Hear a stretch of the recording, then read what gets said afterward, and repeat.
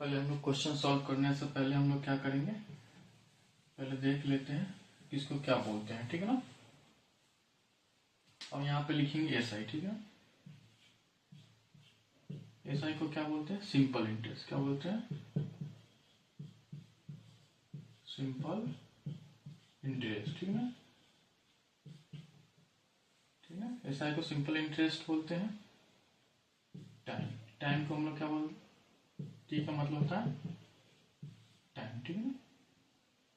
इसी को हिंदी में हम लोग बोलते हैं समय।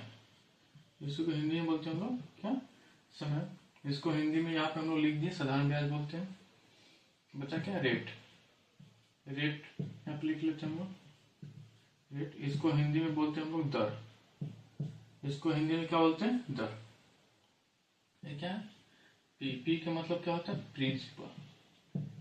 प्रिंसिपल, प्रिंसिपल बोलते हैं। इसी को हम लोग हिंदी में बोलते हैं मूलधन। इंग्लिश में प्रिंसिपल और हिंदी में मूलधन बोलते हैं, ठीक है ना। इसका फॉर्मूला क्या होता है, साधारण ब्याज बराबर मूलधन गुने समय गुने दर बटा 100, ठीक है। ये इसका फॉर्मूला होता है। इसको मिटा लेते हैं, ठीक है।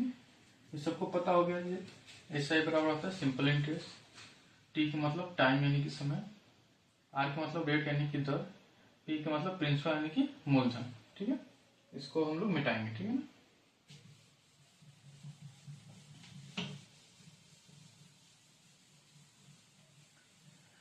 अब हम लोग फार्मूला लिखेंगे और इसको सॉल्व करेंगे।